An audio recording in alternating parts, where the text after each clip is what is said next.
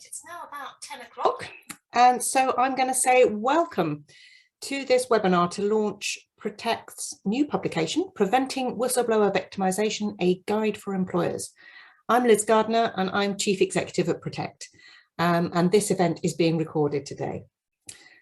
Now, Protect is the UK's whistleblowing charity, and we advise around 3,000 whistleblowers a year who explain their rights and how best they might raise their public interest concerns.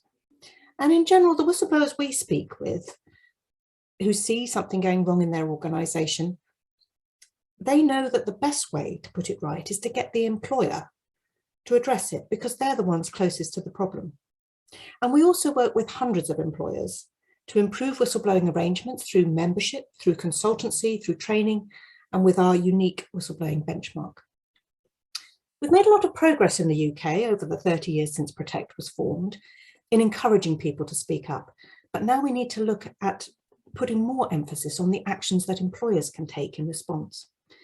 And one thing we found when we review arrangements is that there's often a general statement about zero tolerance towards victimisation of anybody who victimises whistleblowers, zero tolerance for anyone who victimises whistleblowers. But often these good words just don't have anything of substance behind them.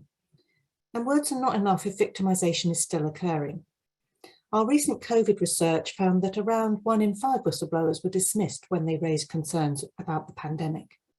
And of all the whistleblowers who call Protect's health advice line over the last 5 years, we found around 65% experienced some form of detriment. Now, detriment can mean a range of things. It may be that whistleblowers have been bullied or ostracised because they've raised concerns. They may find themselves suddenly and unexpectedly put on performance review. And in the worst cases, they've been harassed and even threatened with physical violence. Whistleblowers lose their jobs, their careers and their health, and all because they're raising concerns about wrongdoing, risk or malpractice in the public interest. Now, good policies will tell whistleblowers where they should go if they experience poor treatment by managers or colleagues, and that's welcome because if you just offer the whistleblower a chance to raise a grievance, you do risk undermining the confidentiality of that whistleblower, something you've probably promised to protect elsewhere in your policy. But how much better it would be if employers were proactive in preventing the victimisation, taking positive steps to identify and understand the risks that whistleblowers face when they speak up and monitoring and following up to ensure that victimisation isn't occurring. And because whistleblowing is often a lengthy journey rather than just a one-off act, so victimisation can also have a very long tail. If you're stressed that and worried that your manager is going to find out that it's you that's raised a concern about their performance, how's your performance going to hold up? And who's going to defend you if you've taken a few more sick days this year as a result of that stress? Now, the good news is there are many employers who are enlightened, innovative and proactive.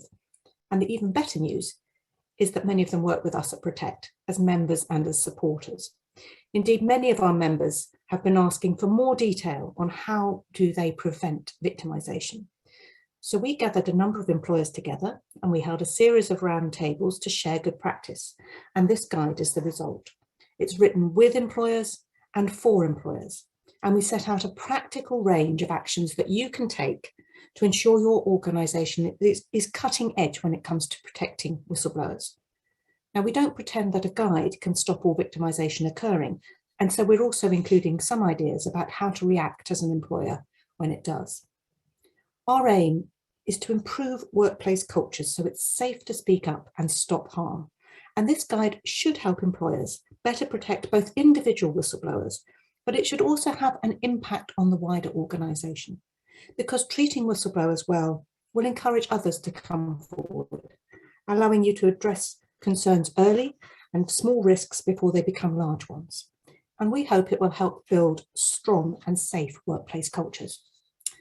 I'd like to put on record my thanks to our panellists today who've helped with the guide, to Andy Noble of the Natwest group who chaired the roundtables, to Andy Watson from Oxfam, and Helene Donnelly, a former whistleblower herself and now Ambassador for Cultural Change and a Freedom to Speak Up Guardian at the Midlands Partnership NHS Foundation Trust. I'd also like to thank all those employers and other contributors who offered their insight and guidance. And special thanks to our team here, to Rebecca Durkin, who helped write the guide, one of our legal advisors, and to our head of policy, Andy Pepper-Parsons, who coordinated the whole process. I'm going to hand over shortly to Rebecca to talk a little bit more detail about the guide, but please do use the question and answer function at the bottom of your screens, and we'll pick up some questions at the end of our panel discussion. Over to you, Rebecca. Thanks, Liz. Hi, everyone. So as Liz said, my name's Rebecca. I'm a legal advisor here at Protect, so most of my work is on the advice side. But I've also been working on this project to help write this guide. And we're really excited to be able to launch the guide today. It's a project we've been working on for the last 6 months, kind of bringing together a range of different whistleblowing stakeholders, so whistleblowers, employers, academics, lawyers, trade unionists. And what we sought to do is really to delve into the issue of victimisation. So as Liz said, victimisation is still far too big an issue and something that too many whistleblowers face. And while there's a lot of good guidance out there about whistleblowing arrangements more generally, we felt that the issue of actually how you prevent victimisation and proactively deal with it is something that hasn't been explored in as much detail. And what we want to do is to really go into that issue specifically and hopefully complement those existing pieces of guidance, things like the ISO's International Standard on Whistleblowing. So we sought to produce a really practical guide with kind of concrete examples of what you can do to proactively prevent victimisation, and something that was rooted in real life examples of innovative practice. So we brought together a round table of representatives from different organisations, so people across the public, private and voluntary sectors. And it included a range of people who could look at whistleblowing from quite a few different perspectives. So people who are involved in managing whistleblowing arrangements in their own organisations, people who have experience of supporting and advocating for whistleblowers, and people with direct experience of whistleblowing themselves, who could all share their expertise and think about this issue of victimisation. And these roundtables created kind of a bedrock of research, and the guide grew organically out of that. And they were really interesting and useful events that provided a forum for discussing the challenges of victimisation, first of all, so why victimisation is so devastating to whistleblowers and how much it undermines whistleblowing arrangements more generally, and identifying kind of the challenges of spotting victimisation and making sure it gets addressed, but also provides a really useful forum for sharing ideas about innovative practice and examples of things that employers are already doing to try and take those proactive steps in dealing with this. Outside of the roundtables, we also consulted with other specialists. So we spoke to mental health specialists, and we spoke to lawyers, and we spoke to small and medium-sized organisations to make sure that those perspectives on the issue of victimisation were also kind of represented and addressed within the guide. And it was really invaluable to have all that input, because it made sure that rather than being something about principles or about theories more generally, the guide could really be rooted in those concrete examples and things that were really practical for employers to do. So the structure of the guide has been shaped by those discussions, and we've tried to address the things that were most important to the people who spoke to us about the challenge of victimisation. So we start off by delving into what victimisation is, so examples of what it looks like, and some of the subtleties and the things that need to be considered, like Liz said, things like the long tail of victimisation, some of the issues around making sure it gets reported and seen. We also tried to look a bit more generally at the impact that whistleblowing has on whistleblowers, so things like the impact on whistleblowers' mental health and things that should be looked out for on that side of things as well. And then we look step by step at what can be done at every stage of the whistleblowing process to try and make sure victimisation is being considered and prevented as much as possible and responded to where that's necessary. So we start off by looking at ways that a culture can be created where there really is zero tolerance of victimisation and where whistleblowers feel encouraged to speak up safely. And looking at kind of practical ways of creating that culture in more long term. We then look at what can be done when a whistleblower comes forward. So the steps that can be taken to try and make sure the risk of victimisation is assessed, and also that there's action that can be taken to mitigate that risk as much as possible. But the guide acknowledges as well that won't always be feasible, that there will be times when victimisation does still occur. So the guide then looks at what should be done to make sure that victimisation gets reported where it does happen, thinking about things that can be done to proactively monitor whether victimisation is happening, even if someone hasn't been able to come forward about that, and what steps can be taken to respond where that has been brought to the attention of the employer. And finally, it looks at what can be done after victimisation has happened, or after kind of looking more generally at how processes can be reviewed and how lessons can be learned to hopefully make sure that arrangements keep improving. And also to think about how learning can be communicated and how processes can be communicated both internally and externally. And throughout the guide, we've included anonymised case studies. So these are examples of real life practice that have been shared with us by different employers and things that are being done already and examples of innovative practice, which hopefully should be really useful to think about implementing in other arrangements. So we hope the guide will be as practically useful as possible. We've included a step-by-step guide for ease of reference, which kind of summarises the guide. And we've also included an example risk assessment. So this is modelled on a risk assessment that's already in use in one organisation. And we hope that that'll be something that is really practical, that can be taken out of the guide and incorporated into other arrangements. And our hope is that the guide can act as a blueprint. It's, as Liz said, it obviously won't be sufficient on its own, but hopefully it can be a really invaluable kind of building block for making sure that this idea of preventing victimisation is at the heart of whistleblowing arrangements going forward.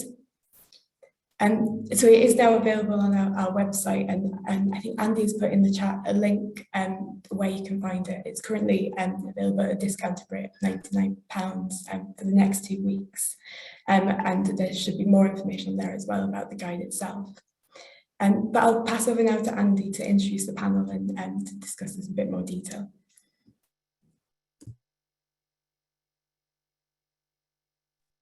Thank you, Rebecca.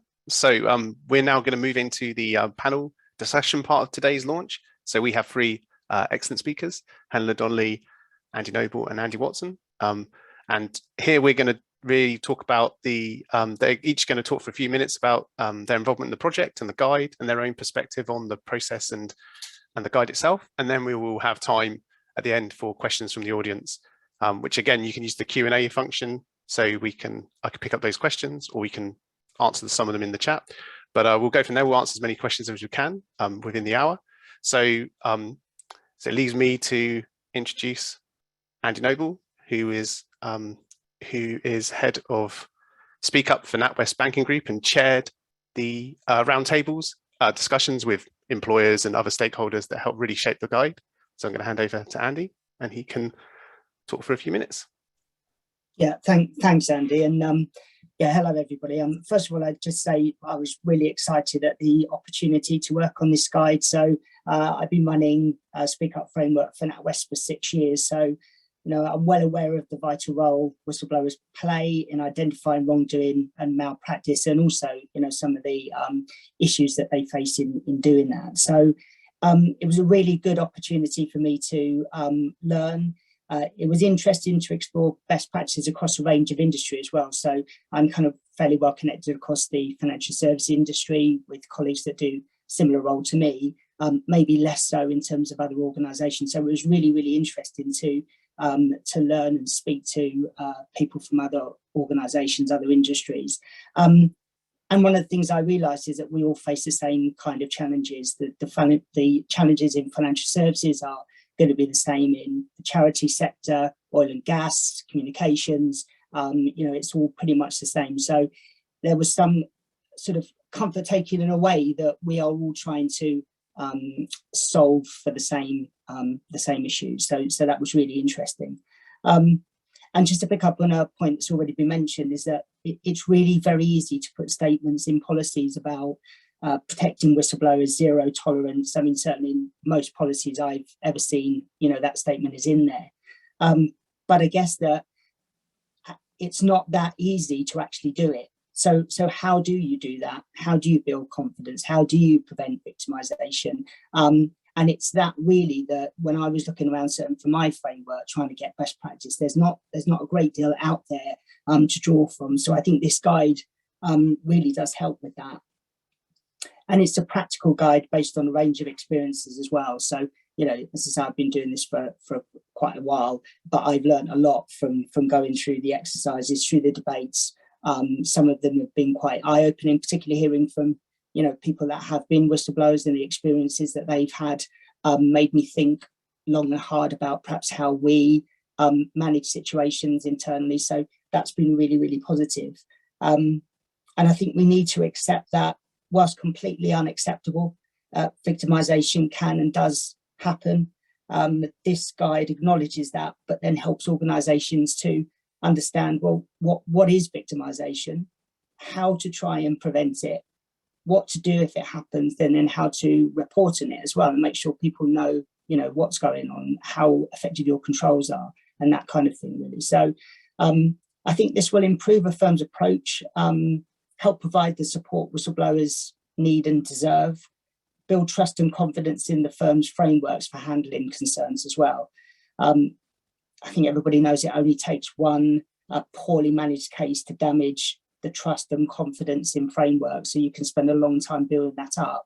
It can be quickly dismantled when things go wrong. And you don't often hear about cases where they've been very effectively managed. You normally hear about the cases where that hasn't happened. So it's really, really important for us to make sure that we handle every case with sensitivity and care. Finally, one thing for me in terms of takeaways is that there's a section in the guide on risk assessments, which is for me is a really, really good section. Identifying potential risks of detriment early enables better engagement with a whistleblower, adaptation of the investigation methodology to remove or mitigate victimisation. It allows really early intervention if there's likely to be issues or issues are already arising. And again, it goes back to that building trust and confidence. So we introduced a whistleblower detriment risk assessment at triage at the point of receiving cases around about 12 months ago. Since we've done that, our feedback scores have significantly increased from people using the service. So, you know, there's a lot of valuable information in that guide. That's just one sort of key takeaway for me. So I shall stop there, Andy, and hand back. Thanks very much, Andy. That's really useful. So going to move on to the next panel member, Helene Donnelly, who is a former whistleblower at the Mid-Staffordshire Hospital Trust, and is also in the role at the moment as Ambassador for Cultural Change and Freedom to Speak Up Guardian at Midlands Partnership NHS Foundation Trust. So I'm going to hand over to Helena to talk about the guide and some personal reflections on the process of writing it. Of being on the panel, sorry. Hi, thank you. Yeah, so I think for me, being involved with this has been quite cathartic in a way, actually. Obviously, having had personal experience of speaking up and trying to raise concerns, and then also working for the last 9 years now as Ambassador for Cultural Change and Freedom to Speak Up Guardian. There's a lot of information there that I've obviously developed and experienced over those years, and then being able to sort of contribute to this sort of guide has been really important and really helpful for me personally. And I really do hope that people will take the opportunity to read this and to really put it into practice, because I think it is a really helpful and very practical guide. And I think that's the problem really we have, as Andy's already said. I think no organisation out there has a policy that doesn't say that it will prevent victimisation, that it will support people who come forward to speak up. But it's sort of putting that into practice and having those practical skills of what does that really mean, you know, when it translates. So I think this guide is one of the first really that really clearly sets that out. So I think it's hugely valuable from that perspective. Certainly reflecting on my own personal experience, having been somebody who spoke up and raised concerns at mid-staffs, Had a guide like this existed then, and had it been implemented, a lot of the issues that I experienced, and others who supported me and who also raised concerns, you know, wouldn't have experienced what we did, and potentially actually lives could have potentially been saved, and certainly really negative experiences that patients and relatives had to endure could have potentially been prevented. So, you know, that's the real human impact of this, and why it's so important that we get this right. Similarly, across all sorts of different organisations as well, even if there's no necessary impact on safety, there is always an impact on psychological safety and well-being of our workforces, and it's really important that we really focus in on that, because for any organisation, whatever it is that you're delivering, the productivity is you know, completely dependent on your workforce. And if you have a culture where people feel safe, they're psychologically safe, there's good morale, there's good support, and crucially, if people speak up about things that are not quite going right and they want to prevent things from getting worse, then there is always opportunity for learning and improving, and hopefully that will keep people safe, but hopefully it will help increase productivity, and it will help prevent costly and extensive grievance processes or even employment tribunals where really nobody wins. So I think that's the why it's important. The what and the how is brilliantly outlined for you in this guide. So it's a kind of no-brainer really for people to run with this, pick this up and implement it. Having worked as a Freedom Speak Up Guardian, and having actually called for and lobbied to have the Freedom Speak Up Guardian roles existing in all NHS organisations, and now even beyond NHS, I think it's clear that having an advocate working specifically for workers to come to speak up and raise concerns is really vital, and we've been able to evidence over the last 5 to 6 years since the National Guardian Office has been implemented, that it's really working well, and that people are speaking up and are utilising their Guardian. But also it does present an opportunity for best practice and learning as well across the NHS specifically, but clearly across other organisations as well. And so much of what we've learned through the Guardian roles has been sort of outlined in this document as well, which is really useful. I think for me, some of the take-home messages are really important. Again, I'm going to echo what Andy's just said. The risk assessment is really, really, really helpful. And I think it also helps to outline what victimisation or what detriment can look like, because again, I think we all have a view of what that might look like, but actually some of it can be really insidious, and some of it's very difficult to sort of put a finger on or to describe, and that again prevents people coming forward not only about their concern, but about if they then do feel they're feeling victimised, because they can't prove it, they can't evidence it. So it's really important to have that at the fore of your mind. Also, the step-by-step guide is really helpful because it's foolproof. If you follow that step-by-step guide, then you can't really go wrong. And doing that in conjunction with the person who's spoken up, so that they are really involved in this and they are really supported and they own this, it's not taken away from them, and they feel empowered and supported. I think as well, it's really important to remember that for most of us who want to speak up, or for those of us who might receive the concerns coming forward, I think we like to think that we'd know what to do should that situation and circumstance occur, but actually not necessarily, because when you do it and you're faced with barriers and the routes and the methods that should be there to support you fail you, where do you go next and where's the support? So again, having that kind of step-by-step guide to keep referring to really can keep everybody on track, and also help measure expectation as well of what's to come. And a lot of the problems occur for those who are speaking up and also those who are receiving it is the fear of what's next and the uncertainty of what to do next. And so by adhering to this step-by-step guide, you can really prevent a lot of that happening, and hopefully nip things in the bud before they become a much bigger problem. And to that end as well, finally, just the other really important thing I think is to have designated training for managers and those who are going to receive concerns, whether that be an independent sort of advocate or whether it's just anybody in a leadership role. We are all there and have a responsibility to receive concerns appropriately. But then, you know, what does that look like in reality? So I think having some designated training for your workforce, and particularly for managers and leaders, is absolutely vital. So I'll end there for now, but obviously happy to take any questions as we go further. Thanks, Andy. Thanks, Helena. So moving on to last but by no means least, to Andy Watson. He's Global Head of Anti-Corruption at Oxfam and contributed a lot in terms of the discussions we had at the various roundtables. So I'm going to hand to Andy and he will give his perspective on the guide, and then we'll move into answering questions. Thanks, Andy.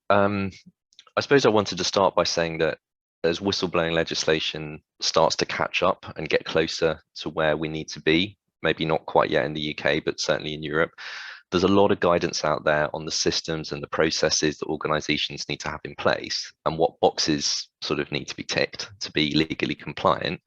And additionally, many organizations, you know, have those systems in place, although by no means enough organizations. But the issue of victimization specifically is being left a little bit on the table. And it's a really tricky topic, not just because it's a difficult problem to solve in itself, but because when victimization does happen, it means that we, the kind of practitioners of the whistleblowing community, have failed in some way to protect that whistleblower. And so kind of in contributing to the guide, it's been a really good opportunity to sort of challenge ourselves and reflect and look in the mirror at what more could be done in our respective sectors. As Liz explained earlier, you know, Protect have written this guide with the assistance of whistleblowers themselves, which is, I think, where most of the value, most of where the most in-depth insight has been drawn from. But also whistleblowing colleagues from different sectors. And over the course of the meetings, we tried to focus on some of that innovative practice. And it was really encouraging that there is a lot of innovative practice out there. But it also highlighted just how far we still have to go on this topic. There was some really interesting discussions over some of the more tricky issues, like, you know, the real thorny issue of confidentiality and like needing to respect confidentiality and protect the individual, but at the same time actioning their concern. Ongoing risk management, how to use information in a safe way, and how we can kind of gain greater transparency over whistleblowing more generally and the results of that. Due to my organisation's role in the humanitarian development sector, Oxfam and other sister NGOs have different challenges when it comes to whistleblowing and victimisation than some UK organisations may face.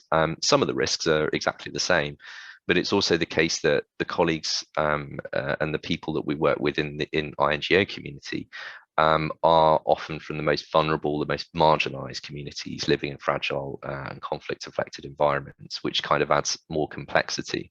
But the guide is still really useful in terms of an approach, a method of thinking. So the risk to individuals can be really high for our organisation, but whatever the risk is, whether we're talking about ostracisation or loss of a job, bullying, harassment, or something more sinister, I think it's important that we remember at the heart of the whistleblowing concern is a human being, and they may have taken a long time and been through a massive emotional roller coaster to get to the point where they've made that decision to raise the concern. And I think in organisations, understandable sort of desire to focus on solving the problem through building systems and following processes, it's ironically quite easy to forget the whistleblower themselves.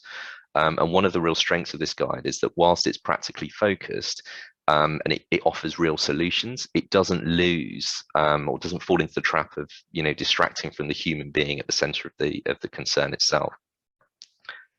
I think it's important to stress that there's no one solution to the issue of victimization, and while the guide does focus on practical tools, no one's going to be able to read this guide, do all the things it says, and solve the issue of victimization overnight. And nor will these solutions be appropriate for each and every organization. I think organizations have to have a bespoke mechanism and system which fits for the environments that their potential whistleblowers are operating in. You know, an off-the-shelf whistleblowing solution which is useful and works for a financial institution in the City of London is not going to work for an organisation like mine. What works for an organisation like mine won't work for an SME or a small organisation or charity. So I think it's important to meaningfully engage with the environment that the potential whistleblowers are in and what will work with the organisation you're working with. You can't have a one-size-fits-all solution. That just won't work.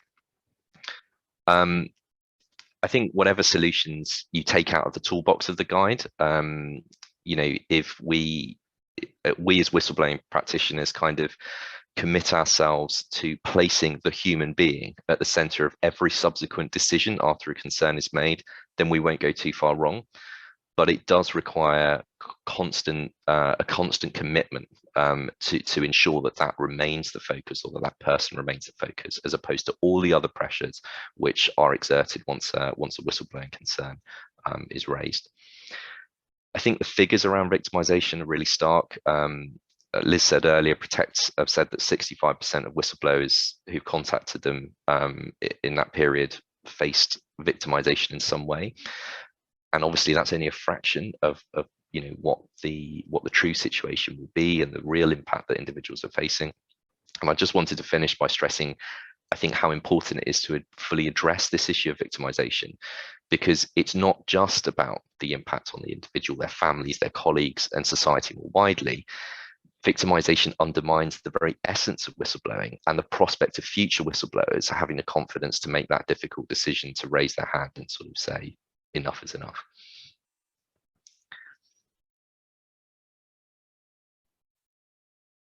Great. Thank you, Andy. And thank you for all our panelists for giving their initial thoughts.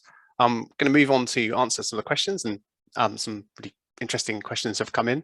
So the first question, which is really about the guide itself, I think, is a question: Does preventing whistleblowing victimization, so that the guide itself, discuss remediation of whistleblower victimization, i.e., redress to restore a whistleblowing situation in a restorative justice process? So, having wrote the guide, I can answer that quickly, just to say, it isn't something that is included as its own separate part within the guide, but we have looked throughout the sort of process, as Liz has pointed out. The title says preventing victimization, but it's also about responding and resolving victimization when it does occur. I think the focus is really on the idea of where actions are taken, it's taken with the whistleblower, with their consent and with them as part of the process. So that's really a key sort of philosophy that we've drawn right the way through. And I also want to absolutely echo what Andy Watson has said, which is that the guide is not something you can pick up and overnight you're suddenly going to have a fully fledged system that's going to work with practices. Is thought-provoking as well. So in that sense, it's kind of training and monitoring and kind of reviewing kind of data, if that's existed, is all part of that kind of process. And we did also try to make sure that there was things in there where we're hitting universal principles that can apply to all organizations, but also there is bespoke advice for smaller kind of organizations and structures and that kind of thing. So I hope that answers the question, because it isn't something that we've identified in a particular section. Does anybody else on the panel want to come in on that? We can move on to another question. Okay, so I'll pick if I go for another question. We got a question here, which is says from Kim Holt, where there is a high profile situation which could impact upon the organization's reputation, the risk to the whistleblower is escalated. In this situation, the individual is likely to need external support. How effective is this currently? How effective is this currently, do you think?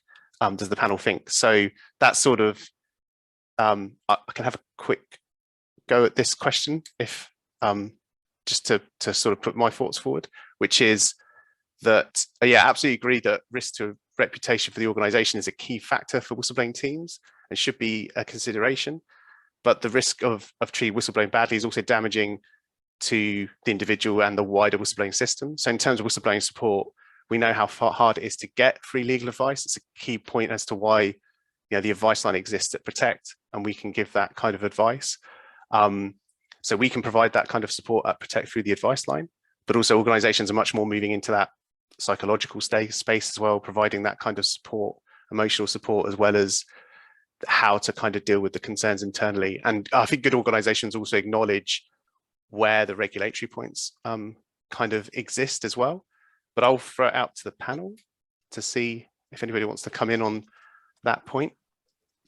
I mean, I'll just sort of support what you said. I mean, obviously there's internal steps that are taken, and actually it's regardless of the risk of reputational damage. Or I do accept that the risk of the whistleblower heightens in those scenarios, but certainly from my organisation, we are a lot better now at introducing support for from a wellbeing perspective, providing a point of contact that the reporter can liaise with. That often is the investigator, but sometimes that they want somebody completely different to support them, and we offer that where it's appropriate. But I think the other thing that we also do is we do flag Protect as an organisation that they can turn to for external advice and support. So I think there's more that can be done in this area. There always is more that can be done, and quite often it's every case on its own merits, because no two cases are ever the same. So I think it's understanding and working with the whistleblower to understand what support they need, and then to help that support be put in place. I think one of the failures some firms or the mistakes some firms make is that they guess what the whistleblower needs, and that can sometimes in itself cause detriment. So I think it's really key to work with the whistleblower on this and be honest where things that are being requested can't be achieved. Yeah. Does anybody else want to come in, make further comment? Okay. So if we move on to the next question, this is a good one from an anonymous attendee. At what point should you do a risk assessment? Does anybody want to lead off? Go, Andy. I'm worried about me doing a lot of talk today. So a really good question. And so it's I think it depends on kind of the scenarios that you're looking at. So as a default, you should always do a risk assessment, in my opinion, when the report first comes in, because that's obviously at that point you can intervene quickly if you need to. You can tailor the investigation approach as you need to. Clearly, with some scenarios, it's obvious who the whistleblower is going to be, and I think then it's really important then to share that information with the whistleblower, and also to discuss approach to addressing the concerns that they've raised. So triage is absolutely critical. I then think there needs to be trigger points throughout the investigation process. So we certainly train our investigators on spotting potential detriment scenarios. We call them early warning indicators, where they will come to us for advice if they see or hear something, some subtle, some not so. But then after that, we do a review at closure to see if there's any new risks arisen or that the risks have been mitigated. And then depending on the outcome of that, we will then put in a review process. It might be 6 months, post the investigation concluding, to see if there's any other signs of detriment. And that tail can last a long time, depending on the circumstances of the case. So quite a long, possibly waffly answer, but I think that it's not a one-off. You need to be doing it throughout the life cycle of the investigation and after. Yeah, great. No, I don't think that was waffly at all. Yeah, great. Does anybody have anything else to add from the panel? No? Okay. So I'm going to ask Helena a question from Lucy Channels, which is, did your whistleblowers have views on whether it is acceptable to be offered a sideways move if existing working relationships start to break down or become a source of excessive stress, and whether because confidentiality is being lost or for other reasons? I think it just entirely depends on the context. I think, again, involving the whistleblower in that decision-making process is key to see what they want and what they feel comfortable with. I think it's always difficult because it can clearly then breach confidentiality, but equally if the individual themselves wants a sideways move so that they're removed from the situation, then that can obviously benefit them as well. Equally though, it shouldn't be necessarily the assumption that it's they who have to be moved, and it could be that other people need to be moved instead. So there does need to be a discussion, and I think it's a case-by-case basis. I think what is important as well, and this kind of goes to a little bit to the other question around when to do the risk assessments as well. I completely agree with Andy that it's kind of throughout the process. But it's also really important at the initial stages, rather, of anybody speaking up to separate issues. So clearly what we're talking about today is around victimisation and how to protect people from that. What can often happen then when people speak up is that suddenly they are then being faced with some sort of performance management or whatever. Now, it doesn't necessarily mean that that isn't valid and genuine as well, because it might be that people who have spoken up do have some performance issues themselves and they have to be addressed. So it's really important, again, at that sort of risk assessment stage and that genuine assessment stage, to identify if there are any issues or likely to become any issues around that, and then separate them so that the concerns that they've raised are still investigated and looked at, absolutely, but that if there are any genuine performance issues around that individual, they are also addressed, but addressed with appropriately and completely separately to the issue that they've spoken up about, so that there's a real clear understanding as well from anybody from the outset that it isn't as a result of them speaking up, it's something that was already potentially in train or whatever. So I think that's really important. And again, by sideways moves, that can sometimes help prevent that developing, or can help offer clarity as well about why people are being moved and so on. And that can protect the individual potentially as well. So it's a case-by-case basis. I think there is value in it sometimes, but I think sometimes people can feel pressured into moving when it's not actually appropriate for them, and they feel that they shouldn't be the one who has to move. So I think there just always have to be consideration around all those points, really. Yeah, great. Thank you, Helene. If there's anything else to add, I'll move on to another question. So we have a question in the chat function, which is, do we need more success stories from companies or organizations in order to change perceptions? So by success stories, this question means cases of whistleblowers not being victimized by the employers. Will this strengthen the implementation of existing policies? So if I can go to Andy Watson for your comments on that. I think this is a really difficult subject for obvious reasons. You know, how do you maintain the kind of confidence and respect the individual concerned by like crowing about a success, as it were. You know, and there are situations where the whistleblower will be all right with that, actually. Not many, I think, but there will be occasions when there is that possibility. I do, though, think that there's more that organizations can do in a less specific way. So, for example, you know, for larger organizations, this is easier. You can publish high-level data around how, you know, whistleblowing allegations are, how many have been made over the last 6 months, what happened with them, what was the outcome of those investigations. And if provided they're high-level data, let's say, you know, 10 allegations were made, 5 were upheld, and of those 5, you know, 3 people were dismissed or something like that, or, you know, and the other 2 had final written warnings, or whatever the other reactions are. You can have that level of transparency in an organization, and it will, where you are unable for various legal reasons or confidentiality to feed back to individual whistleblowers on the outcome of their case, or where that is complicated, you can use this high-level data to illustrate that across the organization, concerns are responded to and that meaningful action is taken.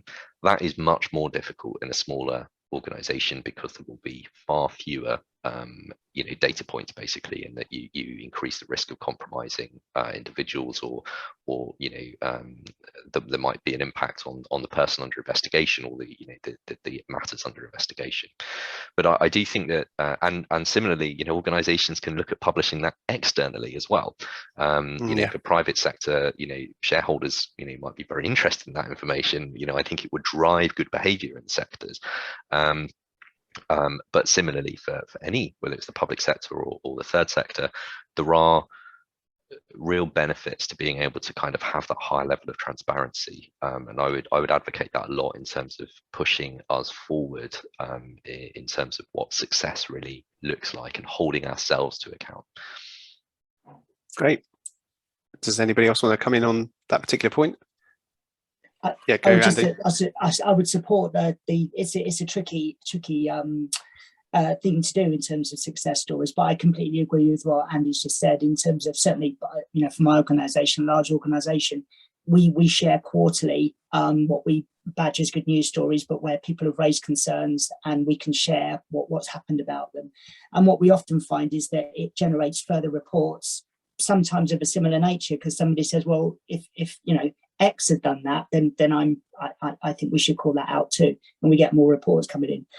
But what we've started to do just recently, and in fact we're doing something in readiness for World Whistleblower Day, is actually working with some of our whistleblowers that are happy to actually go on record and to disclose sort of what their experience. So obviously we won't name them, but it certainly brings it to life in a bit more detail. So it really helps if you have sort of advocates, if you like, to do that. So, but it's a very tricky subject, and I think what I always say is that you don't know you're going to be a whistleblower until you become a whistleblower. It's not something you necessarily plan to do. So I think that drip feeding the information about the support and how you can raise concerns safely is really key. Yeah. That, I think, just to add, I think I've been asked this a few times about the different different sort of positive stories, that kind of thing. And I think employers are probably the source of those positive stories. I think obviously a Protect is kind of a bit more challenging, because the advice line, by its very nature, that's the kind of our interaction with whistleblowers. Those are challenging situations because they're from an advice point of view. So that could be quite tricky. But I do want to. We've had a few questions really around the sort of NGO and the Freedom to Speak Up system, and how that's maybe changed the culture. I just want to ask Helene whether, just to go a little bit deeper into whether, where there has been a change in culture and where the problems still remain for the NHS. And we can just to give a comment. Yeah, so there are definitely still problems in the NHS around people speaking up. We've only got to look at the most recent Ockenden review into maternity services to see that. However, broadly, and certainly from the data we're collecting via the National Guardian Office, we are seeing that people are certainly feeling more enabled and more aware of their right to speak up, and are feeling more encouraged to do so. We've seen that well over 50,000 cases now since the National Guardian Office started collecting data, which I think was 2017. So that, over 50,000 cases have now been raised via Guardians. And of course, they range in all sorts of contexts and cases. But they are, over 50,000 cases of providing an opportunity to learn and improve. So I think that's clearly a good sign. We've also seen, since the National Guardian Office started collecting data, that there has been a decrease in those who state they feel that they've suffered detriment or victimisation. So in last year's annual report, it was just over 3% of I think over 20,000 cases, and that had decreased, was decreasing year on year. So clearly, people speaking up via the Guardian is not only encouraging people speaking up, but it's obviously having an impact on those who do feel that they suffer detriment as a result. But of course, those are only the cases that come to the Guardian. Clearly, people are speaking up in the NHS to lots of different people in authority, as is the right thing to do. But we need to get better than at everybody responding. The onus and the responsibility on Freedom to Speak Up in the NHS does not sit with the Guardian alone, and nor should it or could it. So we have to really keep pushing the culture more broadly and widely within each NHS organisation, that it's everybody's responsibility to speak up, and it's everybody's responsibility to respond appropriately in the right way. And by adopting this guide, again, that will help strengthen what is already in place through the Guardian, but hopefully it will be something that can be really ingrained and taken seriously throughout every level of the organisation, so people have the right response and protection when they do speak up. So it's a work in progress, and we're absolutely not there yet in the NHS, but I think we are heading in the right direction. Yeah, thank you. And I would echo, yeah, most of those comments. I would just add that I think the Freedom to Speak Up Guardian system is very good. It's innovative. There's a lot of pressure loaded on that particular element of the whistleblowing system. And I think cultural change does take a while to implement. I think the NHS is such a vast organisation that there are good and bad practices, and the Ockenden Review is a truly, I think it kind of underlines the fact that if victimisation is left to fester, it can have a real effect across the piece. And so I think that's why we've called for a review really of the Freedom to Speak Up process as it stands, because we're worried about the sort of resources that are there for the system. And I think a review would be a really good point at in this juncture in terms of how long it's been in place. I entirely agree. Absolutely. I think it's a good point in time to review and strengthen what we've already learned, but there's always more that can be done. And I think we're at a good point to do that at the moment. Yeah. So I'm going to move to another question. So so how do you monitor whether anti-victimization efforts are working? So if I can throw this to maybe Andy Watson, if you want to as well. This is exceptionally difficult, and yeah. I think when we were talking around some of the innovative practice which some of the organisations around the roundtable had introduced, that was an inevitable question. It's like, how do you know if it's working? And quite often there isn't good data around that. I mean, you can create data, but it's quite tricky to attribute it to a specific anti-victimization initiative. If I think about some of the things which Oxfam have introduced in terms of our sort of ways of working or the training that we provide investigators on how to handle whistleblowing information, by delivering that training, there is now a better understanding across the organisation by managers about what they are likely to be told about an allegation or about a whistleblowing concern, i.e. very little potentially in order to protect the whistleblower involved.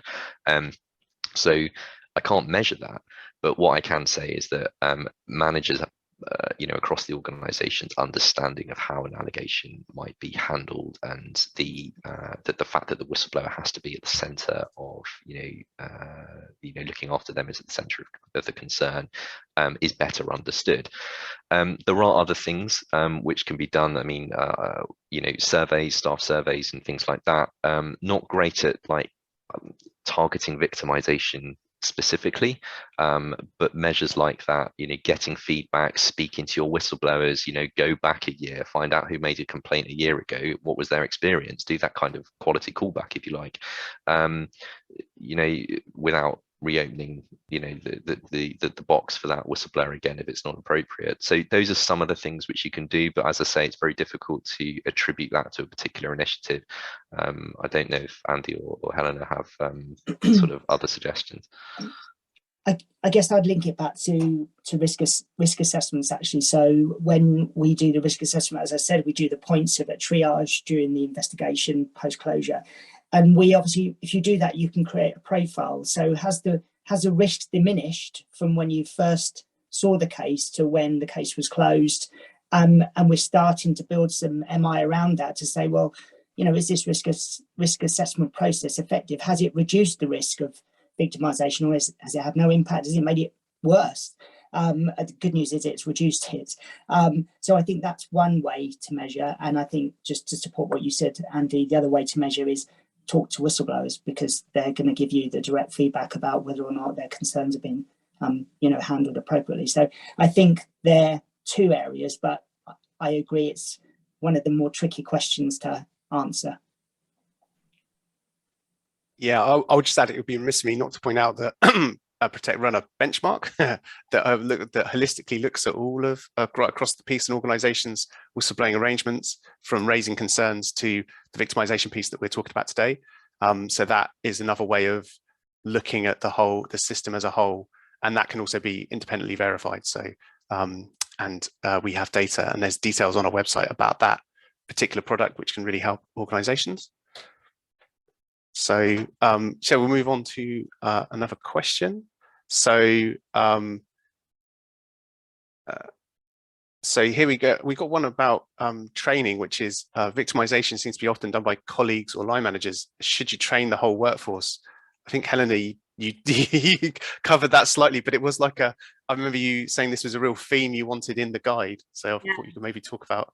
Yeah, absolutely agree. I think it's a really good point. I think all workers need to be aware of their role and responsibility in creating the right culture, and about, you know, kindness and civility, and just general courtesy to each other.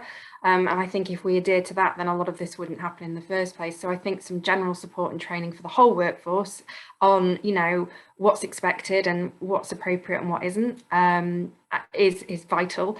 And then a sort of an additional level, I suppose, for those with any leadership role or responsibility who people might speak up to, I think is vital, so that they know how to respond.